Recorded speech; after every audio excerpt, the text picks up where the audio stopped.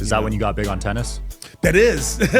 It's crazy how life, things happen when they're supposed to happen. Some of the biggest and best tennis players in the world. And I'm not even following what's going on. And I'm there taking it in, watching the best tennis players, and I'm just existing to a point where even Federer was like, hey man, if you want to, go hit, this is in Dubai. If you want to go hit, we're here. And I was like, I don't want to waste your time. Federer right? hit you up to go hit? Yes. Damn. Yeah, man. And you like, turned that down? Yes. I would never turn that down. All right, guys, finally made it happen. DJ Irie, you got him in Vegas. Yo, we're on the pod right now, Yes, man. sir. We're on the strip. SK, what's up? In my hometown, man. Man, good things come in time, right? They do, man. You've been all over the place. I've been moving, man. I've been moving. I see that. Out here now with for Kevin Hart's weekend. Nice. So we did it up yesterday over at Resorts World. And his timing worked out great, man. Oh, yeah. I think if we're going to do it anywhere, might as well be in your hometown. Might as well, man. So are you the DJ for K Hart? Well, I played one. It's a bunch of people. Okay. Yeah. I mean, it's myself, Akon, Ludacris, Sweetie, Bryson Tiller. Yeah. Stacked. It's stacked. Holy crap. Yeah, that's all for his show, like for Kevin Hart's show? Yeah, for sure, Wow. for sure. So, I mean, it started yesterday.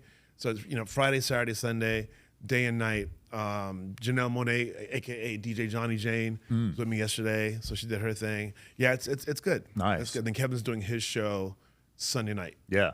How often are you at an event? Because I know you got Irie Weekend, you got Shaq, you got Gronk. Yeah, man, we got a lot of stuff going on, man. Like just back to back to back. Irie Weekend's coming up. Actually, tomorrow it'll be next month. It's October 9th through 12th. In Miami? In Miami, and that's going to be pretty stacked as well. I just don't understand how you stay this healthy while going out till 3 a.m. every night. You know what? Shout out to wifey. Shout out to wifey. She's got me right. She's changed my life for the better because things weren't as healthy before. You know what I mean? This is not like anecdotally. I mean, like this is empirical. Like I got my blood work done about a couple weeks ago. Yeah. And the numbers speak for themselves. Like everything's going in the right trajectory. So I'm very appreciative of that. Naomi J, appreciate you. I love that, man. I love that. Getting your boy right. No, that's incredible because you see some people in the nightlife space and they look like they've aged like 10, 20 years. Oh, no, for sure. And I think for me, well, what's funny too is that, pre-COVID, right? I'm talking, 2016, 17, 18, 19. When I tell you, I was probably like in a death spiral. Whoa. Seriously, I can honestly say that. I was not taking care of myself at all, right? And what is burning the candles on both ends, And I'm sure I was literally taking years off my life, And then COVID hit. And here's the thing. I know for a fact, some families got just devastated, between losing loved ones, loss of income, I mean, you name it, right? People being, very, very sick. For me personally, it was one of the best things that ever happened to me because it took me out of that spiral, right? It took me, having to have everything stripped away to be able to have that experience of like just sitting my ass down, right? Just sitting down and being like, okay, well, you know what? There's nothing else to do, but let me go for a run, let me start eating better, spending more time with the family, all these things, having those experiences because I just didn't have it, was like, no, I want this. Right. I don't want to let this go, And then that's when, better decisions started to come out of that. Interesting. So it was good. So COVID forced you to kind of reflect on yourself. Yes, in a very, very positive way. Nice. Is that when you got big on tennis? That is. So you know what? Here's the thing about it. It's crazy how life, things happen when they're supposed to happen. Because I was on this tennis tour called the IPTL. This is back in 2016, 17, right? And I was on tour with like Nick Kyrgios, Serena Williams, Roger Federer, some of the biggest and best tennis players in the world, right? And I'm not even following what's going on because I'm the DJ for the tour, right? And someone has to go in my ear and be like, okay, play now. Because I didn't even know when the point was over, right? I didn't know when the set was over, when the game was over, And I'm there taking it in, watching the best tennis players, and I'm just existing, And to a point where even Federer was like, hey man, if you want to go hit, this is in Dubai because I live in Dubai. Yeah. If you want to go hit, we're here. And I was like, I don't want to waste your time. Federer right? hit you up to go hit? Yes. Damn. Yeah, man. And you like, turned that down? Yes. I would never turn that down. I mean, because I just I had no interest whatsoever. Oh, you weren't playing at the time? I would not at all. Oh, got it. This is like 20, like 16, 17, right? Got it. And I had no interest whatsoever. It wasn't until a buddy of mine bought Prince, right? The racket and tennis equipment I used maker. to use those. Yeah, and sent me like a whole kit, you know what I mean, with the racket and the balls and all that stuff. And another friend of mine invited me to go play one day, right? And I was like, man, I don't play no tennis. I was like, wait a minute, I have all the things. Yeah. I said, let me just go ahead and use this stuff because it's been sitting in my closet, for all this time. And I went out there and I was so terrible. I was like Babe Ruth, just hitting homers. I was so bad, like we had to leave because we ran out of balls. I kept hitting them into the water. And I was like, all right, let's go home. And I felt like, you know what, I got to do better than this, And that's when I decided, okay, I'm going to work at it, at least like, be like decent, getting on the court. And then I just got hooked, man. I play every day. You play every day? Every single day. Damn. Like 2-3 hours a day. Holy sometimes crap. twice a day. Like, listen, you know how to get me to play tennis? How? Ask. That's it? That's it. Dude, so you're nice now. All you gotta do is ask. The answer is yes. I love it, dude. So tennis over pickleball? Who? What? Who? What is that? That's a rare opinion these days. Listen, nothing against people that play pickleball, but there's nothing like the workout you get with tennis. Yeah. In my opinion, and it's like, I go out there and I track it on my watch, and I'm hitting 1,900 calories, dude, which is insane. Yeah, like insane. You're never gonna do that playing pickleball. Hell no. This is not gonna happen. Damn. So do you play like the ratings, or do you just play casually? I play casually, but I'm starting to get into tournaments. Actually, I'm hosting my own tournament during the weekend. Matter of fact, I'd usually do a big pool party in concert on Saturday. Yeah. And I was like, you know what? Scratch that. I'm doing a tennis tournament. so now it's golf on Friday and tennis on Saturday. Damn. And I play in it. Okay. Of course. So last year was the first one. This should be the second one. And I take it serious, man. Let's go. Come on, anytime. Let's do it, baby. just ask. All right. Who wins the golf one usually at your event? You know what? The 11 team. The 11 team. The guy named so it's Jeremy Spund, who's not officially with 11, but like he plays on their team. And what's my Zach Booch. Okay. Zach is a beast. So Zach, Jeremy, and they have like two other like scratch golfers that are on their team, and they crush it every year, man. Oh, so you allow like pros to compete? Well, I mean, they're not like pros, but they're really, really good. They're really good, man. It's probably not fair. Yeah, I feel they're really good. They probably could join the tour, but they're super, super good. They crush it every year, man. Oh yeah, dude. And you've been having this Irie weekend for how long now? This year's year number 18. Holy crap! Isn't that crazy, dude? Dude, that's insane. 18. It's been a grind, man. But it's a blessing that it's been a huge success every year. Gets bigger and better every year. I mean, this year I'm doing it on a cruise ship. What? It's kicking off on a cruise ship. Yeah. So our friends from Princess Cruises, they gave us their brand new Sun Princess ship, and it's serendipitous because I did the launch of the ship in February out in Rome, right? And then we put out our save the date earlier this year, and my buddy that works for the line gets it, and he's like, "Yo," he calls me, he says, "Yo, your gala, your kickoff is on the 10th?" And I go, "Yeah." He goes, "You're sure?" I go, "Absolutely." He goes, "The date won't change, right?" I go, "It's Columbus Day weekend. It's definitely going to be the 10th."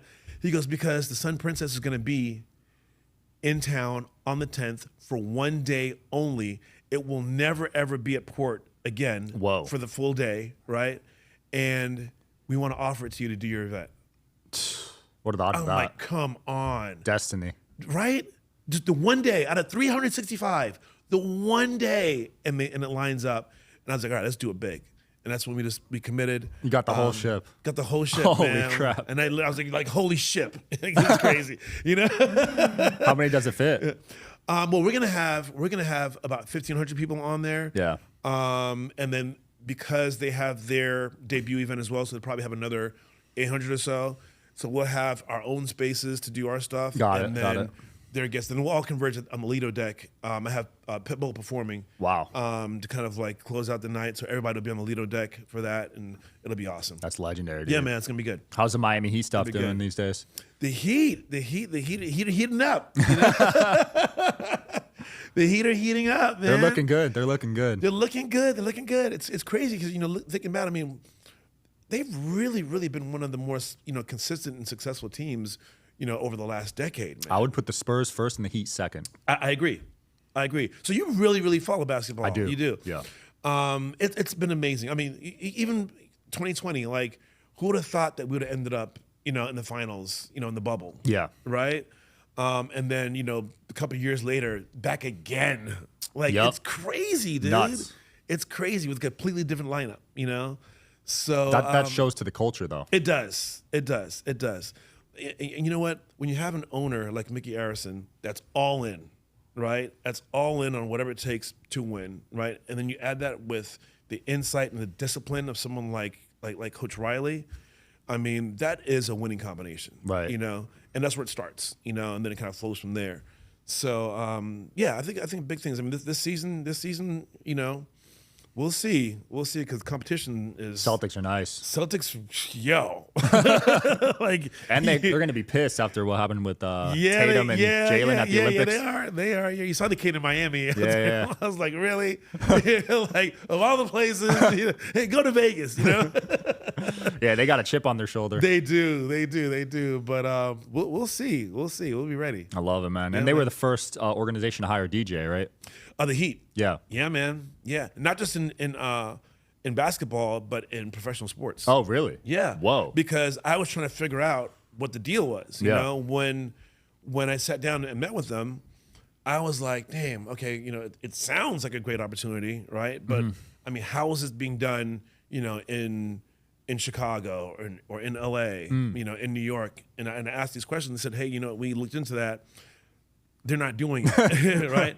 Like, okay, what about like in the NFL, right? Or Major League Baseball? Like, we looked into that too. No one's doing it. And I was like, all right, let me go ahead and screw this up for everybody, you know? So you were the test dummy. I really was. But it was so cool because that's what made me say yes. I initially said no. Wow. You know when like keeping it real goes wrong? That was the situation. I almost kept it so real that it was a bad decision. Yeah. Because I was doing, at that time, I had like the #1 mix show on the hip hop station, on 99 Jams in Miami, right? And all of my clubs, I was playing like, you know, hip hop and reggae, and people were coming to see me. You know, it was my name on the marquee, right? And I was doing what I do. I would have to do something completely different and off brand at the time, you know, to be able to, you know, change my style for the arena, right? And I was like, you know, these season ticket holders aren't the people that are coming to my parties, clubs, you know, and probably not listening to my radio show, right? So I was like, no way. And then when they told me, hey, you know what, this has never been done before, and I was like, you know what, I can make this mine. You know, I can do this my way, and I can figure it out, and either I'll be the first to make it successful, or still be the first to try it and screw it up, but I'll be the first. I love it, man. So that's what made me say yes. And thank God we were able to make it succcial. Absolutely. 3 rings later, you know, listen, I would never have even seen an NBA ring. Have you seen me dribble? You don't want to see that. It's ugly. You know what I mean? And now every team has a DJ, right? Pretty much. Crazy. It's proliferated, So you revolutionized the whole professional sports. Yeah, I can honestly say that. Nice. You know, and that's the biggest blessing of it all. You know, for DJs, very talented DJs, to now have a new lane, you know, for revenue and new opportunities that really wasn't on the table before. Right. You know, the very first year, I remember the first full season that I was, you know, in that post for the Heat. I got a call, you know, from the league, and they were like, hey, you know what? They do this meeting every year called Best Practices, you know, and they go through and every team kind of submits, you know, what they're doing new that's really working. And for the Heat, they submitted me, you know, like, hey, we have this DJ and he's great, you know. Yeah. And then other teams start calling, you know, like, hey, you know, what are you doing? How are you doing it? You know. And I was like, let me tell you, you know. And I actually helped some teams get their DJs. And yeah, it's just really, really awesome. Like it's now it's a mainstay. Nice. You know? And when I'm not at the Heat, there'll always be a DJ at the Miami Heat, and I think there'll always be a DJ at most of the teams now going forward. I love it, dude. So that's awesome. Do you travel with the team, or do you just do home games? Only at home. Got it. Only at home.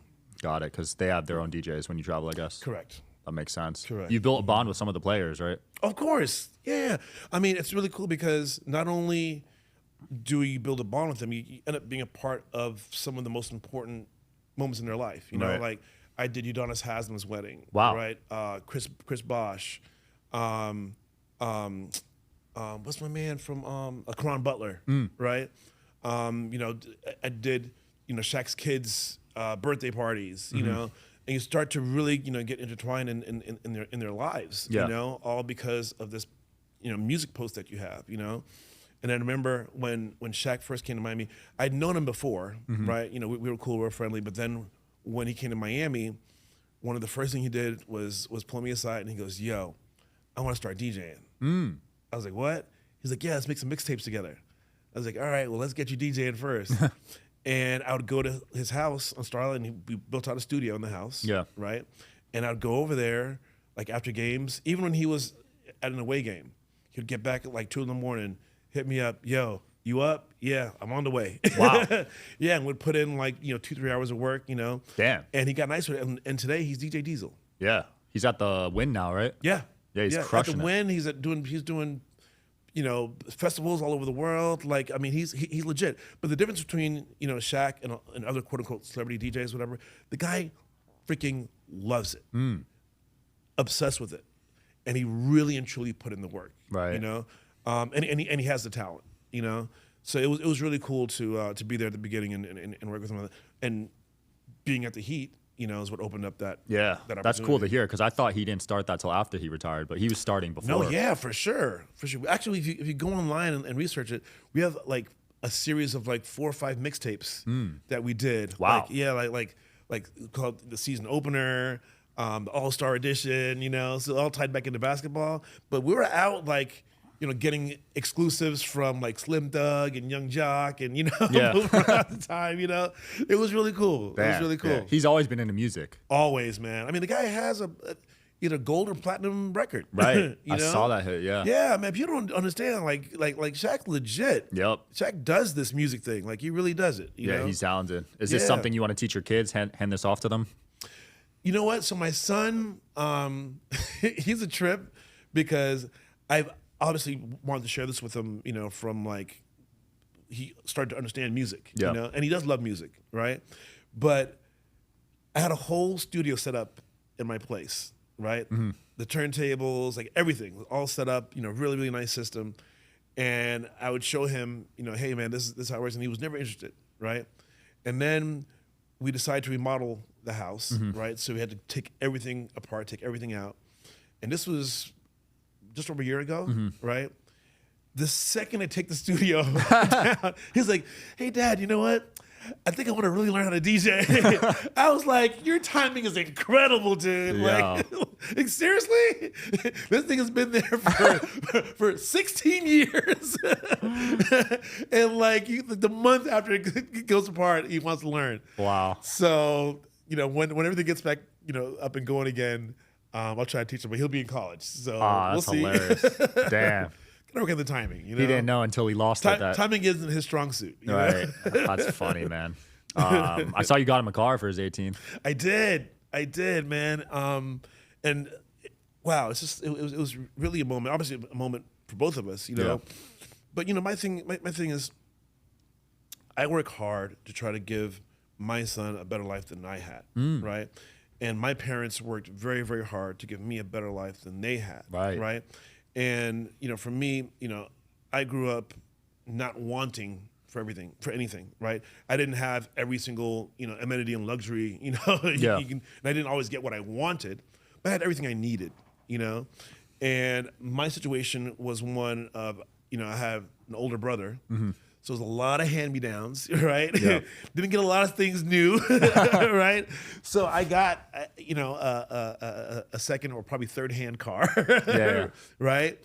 And you know, for me to be able to be in a position to give him a new car, you know, Right. and say, hey man, this is you. You deserve it. You've earned it. You know, you've been a really good kid. You're working really hard in school.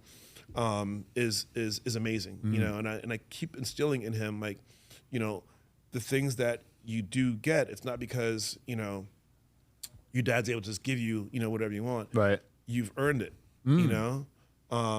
You know, he's earned these things, and I want him to understand that his kids should also earn these things, 100%. you know, and work hard to be in a position to be able to, you know, give your kids a better life. Yeah. You know? So try to, you know, shed light and make a lesson out of you know, almost everything. What a special moment. I saw the video. lessons. You two were both very emotional. Yeah, you know? man, it was really cool. And the setup was even better because he'd used my car the night before. Yeah. Right. And he's a good driver, but sometimes walls get in the way. You know, they're pesky. They keep just jumping out there. You know. He's hit a few walls. So yeah, so he actually kind of tore up the door on my girlfriend's car. Poor girlfriend. So yeah, so he used my car the night before, and I was like, dude, you scratched my car. He was like, what? I go, yeah, man. Like, you know, matter of fact, come downstairs. I gotta show you. Right. So if you really listen to the video, Yeah. after he's like, oh my God, so great. He's like, so I didn't scratch the car. I was like, nah, man, you're good. You know. The timing on that's immaculate. Yeah. He thought he was getting punished. Oh, he thought he was in big trouble. Yeah. The whole time he's like holding his head. He's like, man, like, how does this keep happening to me? Yeah, it's tough raising kids growing up in the spotlight and money, you know, It is, man. It is. because they get influenced by their friend group. So Yeah, it is. It really is. But man, he's just got a really, really good head on his shoulders. Nice. You know, I knew I was gonna be okay with him when this is years ago.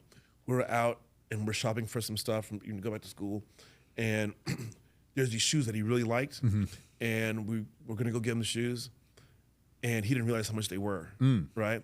And I didn't really have an issue with it. They were expensive, but I didn't really have an issue with it. And he was like, "No, this is way too much for some shoes I'm just gonna wear to school." yeah, And I was like, "You're right. This was a test." nice. You know, I was like, "You passed." I was like, "Whew, goddamn." but he's conscious about these things. Yeah. You know, and I was like, wow, like he understands the power of a dollar. He understands that money doesn't just grow off trees. Right. You know? And that's important. That's important, especially in the circles that he's in. You know, he has friends that their families are very well off. You Right. know, and it's not really a thing for them to have something super exclusive or luxurious. Yeah, you yeah. know, and he appreciates being around that, but he understands the value of a dollar. Yeah. You know, and doesn't take that for granted. I love that. You know, Yeah, so sounds it's- pretty disciplined. I think he gets Yeah. it from you, man. Yeah. Well, I hope so, because I definitely understand it. Yeah. Have you always been that way? I have, and I got it from my family. You know, my parents, they worked extremely hard. You're right, and I can honestly say that most of what they worked for went to us. You know, we went to the best private school in Jamaica. Wow. You know, Oh, you grew up in Jamaica. So my family moved to. So obviously my whole family's from Jamaica. Yeah. If anyone pick up on the Irie thing, you make the connection now, Ah. right? Right. There we go. So my whole family's from Jamaica. I'm actually the only one that wasn't born there. Oh, wow. Right. I was born in the Virgin Islands in St. Okay. Croix. So my mom was a nurse, and there was a shortage of nurses in the mainland and U.S. territories. So the hospitals were offering like a lot of money to get nurses from the Caribbean and other places to come over. So she got a great offer for the Virgin Islands. I popped out, right? Then they got a better offer in California.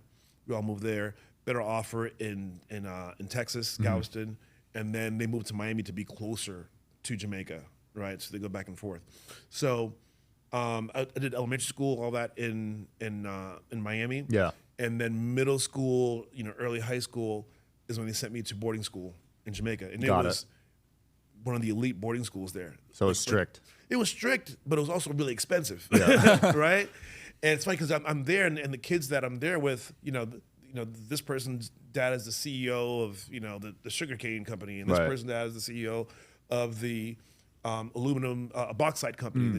It's a big thing down there, and like just really huge families, and I'm like, what the hell am I doing here, Yeah. right? And they worked really hard, to give me that opportunity, And you know, the more I started to understand the sacrifices that they made, because what they were paying for in terms of the tuition, Yeah. you know, they could have bought, you know, many luxury cars. Right. Oh, is that expensive? It was really expensive, you Damn. know. Matter of fact, my bunkmate was a guy named Sean Henriquez, right? And his family was a major family. They were into banking and bottling. Yeah. And he was also a music guy. Today people know him as Sean Paul. Wow. That was your bunkmate? That was my bunkmate. Crazy. Yeah, right? What are the odds of that? No, the school was crazy, man. It was nuts. It was nuts. So understanding that they forfeited having a lot of different things that they could have had, you know, Right. in terms of luxuries and amenities and Wow. vacations and all these things. They did without that, you know, and sacrifice for us. Yeah. You know? So, you know, seeing that's something that I will never, ever forget. And it's probably helped, you know, kind of dictate, you know, how I view money, you Yeah. know, and have a profound respect for it and a profound respect for sacrifice. Yeah. I could see why Pat Riley likes you, man. Oh yeah. You fit the system. Yeah, right. Because I'm all good with it, man. Yeah. I get it. you've seen people come and go there. I have. You better believe I have. Speaking of Pat, and this is funny too, because here I am thinking I'm doing a great job at the Heat. This is probably within the first 5 years that I was there. Yeah. Like I'm rocking, I'm doing my thing, I'm pumping the crowd up, you know. And I forgot it was when Coach Riley was getting accepted into the Naismith Hall of Fame. Yeah. Right? Right when it was announced, I was like, man, this is great. Coach is being, you know, like this is awesome, right? We're all super happy. So probably one of the next games, before he actually had the ceremony, when they announced that he was going to make it, Yeah. he comes over to me in my DJ booth. He never comes over there, ever. Okay, and I'm like, the hell's going on? I'm like, he's definitely walking this way, you know. Am I getting fired right now? I'm like, what is going on? He comes over to my booth, and he's like, hey DJ, and we'd known each other already, you know, because I did his daughter's wedding and did his daughter's graduation, you know. And he comes over and he goes, DJ, I gotta tell you something. And I go, what's up, coach? You know, I'm like, I'm not gonna suit up today, you know? So he was like, I gotta be honest with you, man. You know, when you first got here, I thought you were terrible. Wow. I'm like, wait up, this is gonna be the best pep talk ever, right? He's like, I thought you were terrible. I thought you were just annoying and just loud. And I was like, I get the loud part, right? And he goes, I didn't get it. He goes, I didn't get it at first, you know? And as time went on, I understood that what you do really brings a different dynamic to this building, you know, and to the fans, you know? And I understand now why the fans love you, understand, you know, how important it is to have you here, right? And it would be my honor if you'd come out and perform at my party. Wow. You know, and I was like, didn't see that coming. You know, I love that, dude. The way it started, it was rough. You know, but it's crazy. You know, he laid it out. You know, Yeah. he's like, man, I really didn't get it. You know, because you know, Pat's a great guy, but his taste in music is his taste in music. Okay, and it's not necessarily a lot of stuff I play. Yeah, you know? Different generation. It's a different generation, but he's got a great taste in music. I mean, impeccable taste in music, but it's just a little different than the stuff that I'd play, you know, at the games. And but for him to share that with me and then give me that honor, you know, was just really, really awesome. Yeah, that's man. profound, man. Yeah, he's the best of the best. You gotta love how blunt he is. Yeah, for real. I respect it. Yeah. I respect I'd rather it, be man. told that than have someone talk behind my because back. you know what you're dealing with. Yeah. You know the cards you're being dealt, you know, and I'll take that any day. Yeah. Any day. What are some other lessons you learned from some of the players there? Any big takeaways from like D Wade or something? All of them, but probably most profoundly would be Alonzo Mourning. Alonzo has helped shape my career. He's helped shape the person that I am, my outlook on life. Wow. And and probably most of all, what it means to what community means, right? And man, I'm probably gonna get a little teary-eyed on this, man, because I got very close with Alonzo very early, right? As soon as I started, he's one of the first guys to really embrace me, you know. And he would have his Zosima groove, right? And he would always have me out, DJing the events, and that's what really helped expose me to other players. And like, yo, that guy is nice, you know. And I started traveling and doing events for other players because he put me in that situation, But even more importantly than that was, we started like hanging out, like doing social stuff together, and then he got sick, right? And when he got sick, it was really crazy because I thought he would never be able to play again. Wow, it was that bad? It was that bad. Oh yeah. He wrote a book called Resilience, and he really lays it out in there. If you guys, damn, I didn't even know about this. Yeah. Oh yeah. So he had to have a whole. I believe it was a kidney transplant, if I'm not mistaken. Yeah. It was really serious. Really serious. He wasn't even supposed to be able to come back and play again. You know, so seeing him go through everything he went through, and fight back to a position not only where he was able to play again, but win a championship. Right. Just unbelievable. And then the reason why Irie Weekend exists is because of Alonzo Mourning. Wow. The parties are the parties in terms of his weekend, but he invited me to come with him to speak to some kids at school, right? And I went with him, and he's like, you know what, the kids would love if you came out and did some music for them. And I'm like, yeah, for sure, And when I went out there, not only did I listen to him, give his remarks to the kids, and these kids were like mesmerized because they're like, wow, Alonzo Mourning came to our school, and this one, Alonzo was the biggest thing in Miami, you know what I mean? And, for him to do that, it was really impactful. And I saw it on these kids' faces, And I even asked one of these kids, like, hey man, what was today like for you, And the young man, and he was like, you know what? I have to do better. He's like, I have to do better. I need to, make my parents proud. I want to make Alonzo proud. Like, this kid was saying that to me. Wow. And I was like, man, just him taking that time. He was supposed to be there for, I believe it was 30 minutes total. He stayed there for an hour and a half. Damn. Answering every single question. Like, there was no more questions to be asked. He answered every single question, Yeah. Even his handlers were like, yo, we gotta go. He was like, nope, there's another question, And just seeing that was just so motivating, And I was like, wow, you know what? People can make a difference, Right. It can be, time, resources, whatever you have. You have to just use what you have, If you have resources, great. But it can just be time. Time can make a huge difference in somebody else's life just by spending some time with them, and giving them your focus, And my outlook before that was, I was always down to help. Like, when Dan Marino called me to do something, or Shaq, or Jason Taylor, whatever, I was always down, right? But I never thought, like, I mean, they're stars, right? Like they're wealthy, and they're big celebrities, and they're all these things, so they can do that.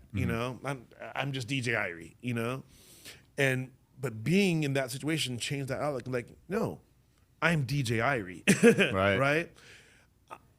I can do what I can do, right? I'm going to reach out to my network. I'm going to pound the phones, and I'm going to do all the things that I know I can do within my power to make a difference, And that's why I did what I did. Dude, that's an incredible story, man. Yeah. And look at it now, 18 years later, you probably saved thousands of lives. Of course, we've raised millions. We've changed and touched so many youngsters' lives. Like, it's unbelievable. Unbelievable. I get emails sometimes out of the blue. Hey, I'm such and such. I went through this program, with the Irie Foundation, or a program that we, help fund or whatever.